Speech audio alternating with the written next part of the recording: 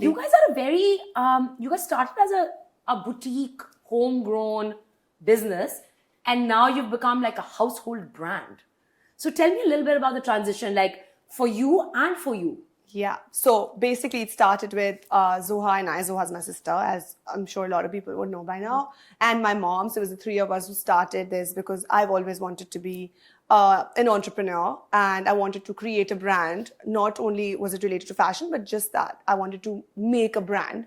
So it started small with, you know, how things were in Pakistan. You'd have like a small exhibition called Family and Friends and just kind of do it. But Zoha was very strong in marketing as well. And a lot of our friends at that time were starting out in, you know, major publications, and social media was on the rise at that time. That's when we entered, and we started doing really well because I think that was the mindset we had, that we're going to make it super successful on social platforms.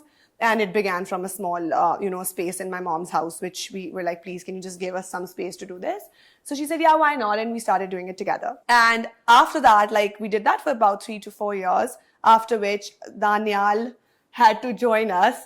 We had to kind of beg him into it, and he finally agreed, and it was him. I think it was a year of convincing. Yeah, we were How at did you enter? we were at it, and it was a year of even like proving ourselves to him that, listen, this is great business and we're actually doing well. It's not just because we're telling you, we're actually doing well. And that's when he decided to jump Basically, in. I wasn't really a part of the business, but I was their troubleshooter. So every time during each season, I'd be called in if there was a shipping problem, if there was a last minute quality control problem. So I had an idea about how the girls were working. So eventually it took a year of convincing and one of our online partners to convince me to jump in. And honestly, I haven't looked back since. It's been great.